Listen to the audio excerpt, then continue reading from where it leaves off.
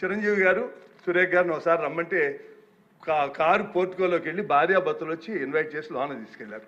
తర్వాత సినిమా వాళ్ళ డిస్కస్ చేయాలి అంటే వాళ్ళే లిస్ట్ పంపారు. ఆ లిస్టులో బాలకృష్ణ గారు వీళ్ళెవరు లేరు. ఆయనకి కలుస్తూ ఇష్టం లేదు.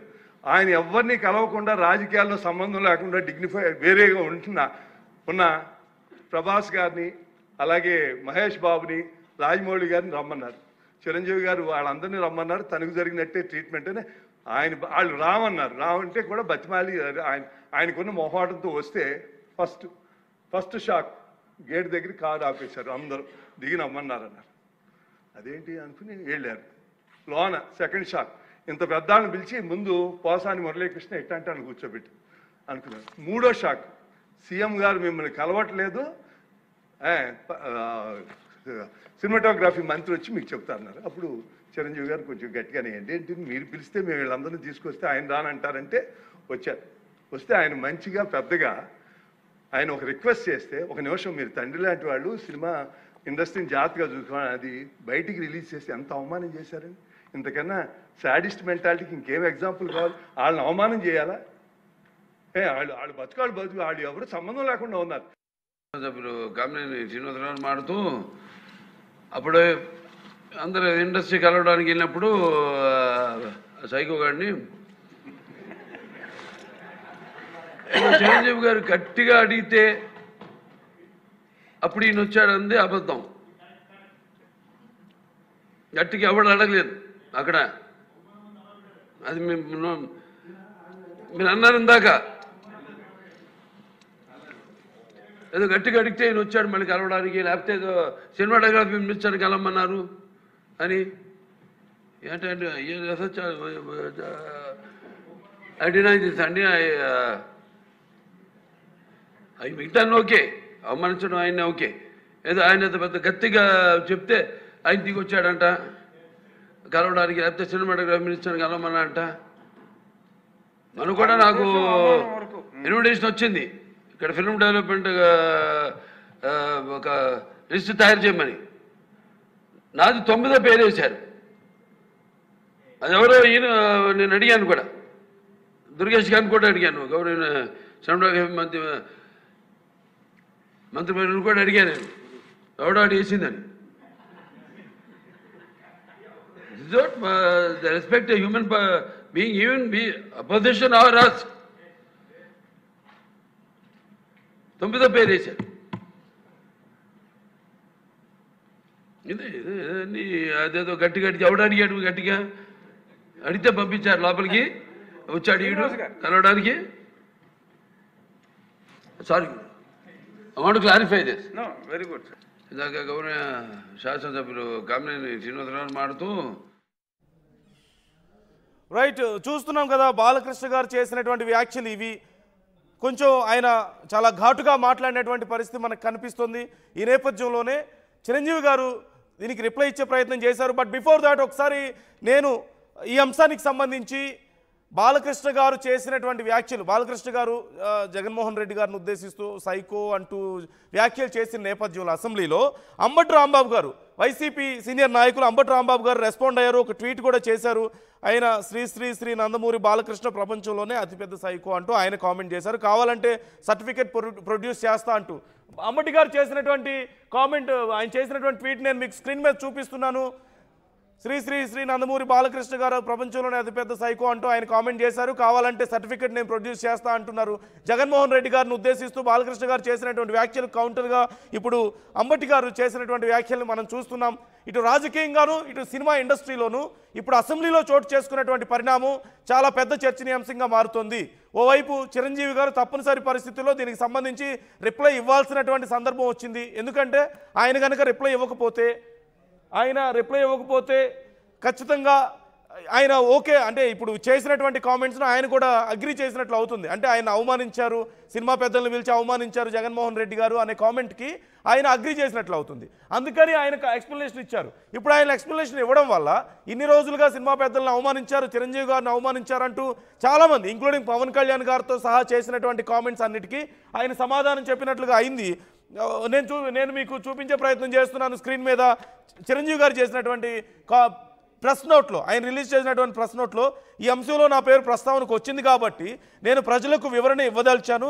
రాష్ట్రంలో వైఎస్ జగన్మోహన్ రెడ్డి గారి ప్రభుత్వం ఉన్నప్పుడు సినీ పరిశ్రమకు చెందిన కొందరు నిర్మాతలు, దర్శకులు, ఫిలిం ఛాంబర్ ప్రతినిధులు నా దగ్గరికి వచ్చి సినీ నిర్మాణ వ్యయం పెరుగుతున్న దృష్ట్యా సినిమా టికెట్ల ధరల పెంపుదల గురించి రాష్ట్ర ప్రభుత్వంతో మాట్లాడితే బాగుంటుందని, అందుకు నన్ను చొరవ తీసుకోవాలని కోరారు. అప్పుడు నన్ను కలిసిన వారిలో రాజమౌళి గారు, కొరటాల శివ, త్రివిక్రమ్ శ్రీనివాస్, మహేష్ బాబు, ఎన్టీ రామారావు, డివివి దానయ్య, మైత్రి మూవీస్ వారు, ఇంకా 2-3 ప్రముఖులు కూడా ఉన్నారు అంటూ ఆయన చేసినటువంటి, అంటే వాళ్ళు నా దగ్గరికి వచ్చి అడిగితే నేను వెళ్ళి కలిశాను, నేను కూడా ఇనిషియేషన్ తీసుకున్నాను అనే విధంగా ఆయన మాట్లాడారు. అప్పటి రాష్ట్ర సినిమాటోగ్రఫీ మంత్రి శ్రీ పేర్ని నాని గారితో నేను ఫోన్లో మాట్లాడాను. టికెట్ల ధరల విషయం గురించి మంత్రితో మాట్లాడి చెబుతానని ఆయన నాతో ముఖ్యమంత్రితో మాట్లాడి నాకు చెప్తానన్నారు. ఆ తర్వాత రోజు మంత్రి గారే నాకు ఫోన్ చేశారు. ముఖ్యమంత్రి గారు ముందు మీతో 1-to-1 కలుస్తానని చెప్పారు, లంచ్కి రావాలని చెప్పారంటూ డేట్ ఇచ్చారు. ముఖ్యమంత్రి గారి ఆహ్వానం మేరకు నేను ఆయన నివాసానికి వెళ్ళాను. నన్ను వారు సాదరంగా ఆహ్వానించారు అనేది ఇక్కడ మనం ఖచ్చితంగా చూడాలి. లంచ్ చేస్తున్న సమయంలోనే నేను సినీ పరిశ్రమ ఇబ్బందులను వారికి వివరించాను. ఇండస్ట్రీకి మీకు మధ్య గ్యాప్ ఉందని అందరూ అనుకుంటున్నారని, సమయం వస్తే అందరం కలిసి వస్తామంటూ ఆయనకి తెలిపానన్నారు. కొన్ని రోజుల తర్వాత మళ్ళీ పేర్ని నాని గారు నాకు ఫోన్ చేసి కోవిడ్ 2వ దశ కొనసాగుతున్నందున 5 మాత్రమే వస్తే బాగుంటుందన్నారు. కాదు, నేను 10 మందితో వస్తానని చెప్పాను. దానికి ఓకే చెప్పారు. అప్పుడు బాలకృష్ణ గారికి, ఇది చాలా కీలకమైన అంశం, అప్పుడు బాలకృష్ణ గారికి ఫోన్ ద్వారా సంప్రదించడానికి ప్రయత్నించానని, ఆయన అందుబాటులోకి రాలేదని, జమినీ కిరణ్ గారిని వెళ్ళి బాలకృష్ణ గారిని కలవమని చెప్పానని, ఆయన 3 సార్లు ప్రయత్నించినా బాలకృష్ణ గారిని కలవలేకపోయారని, దాంతో నేను ఒక పెద్ద ఫ్లైట్ ఏర్పాటు చేసి ఆర్ నారాయణమూర్తి గారితో సహా మరికొంతమందిని వెళ్ళి ముఖ్యమంత్రి గారిని కలిసాము అంటూ చెప్పారు. అంటే బాలకృష్ణ గారిని అప్పుడు మేము తీసుకువెళ్లే ప్రయత్నం చేశాం, జమినీ కిరణ్ గారిని వెళ్ళి కలవమని చెప్పాను. ఆయన 3 సార్లు ప్రయత్నించినా సరే బాలకృష్ణ గారు అందుబాటులోకి రాలేదు. ఇక తప్పనిసరి పరిస్థితుల్లో మిగతా వాళ్ళందరం వెళ్ళి మేము కలిసాం. నేను ఒక పెద్ద ఫ్లైట్ ఏర్పాటు చేశాను, మేమందరం వెళ్ళి కలిసామని చిరంజీవి గారు చెప్తున్నారు. ఆ సమయంలో ముఖ్యమంత్రి గారితో సినీ పరిశ్రమ ఎదుర్కొంటున్నటువంటి ఇబ్బందులను వివరించాను. సినీ పరిశ్రమకు ప్రభుత్వ సహకారం అందించాలని కోరాను. అందుకు అక్కడ ఉన్న వాళ్ళందరూ సాక్ష్యమే. నేను ఈ రకమైన చొరవ తీసుకోవడం వల్లనే అప్పుడు ప్రభుత్వం సినిమా టికెట్ల ధరలు పెంపుదలకు అంగీకరించింది. ఆ నిర్ణయం సినీ పరిశ్రమకు ఎంతో కొంత మేలు చేసింది. ఆ నిర్ణయం వల్లనే వీరసింహారెడ్డి కానీ వాల్తేరు వీరయ్య సినిమాకైనా సరే టికెట్ల రేట్లు పెంచడానికి కారణమైంది అన్నారు.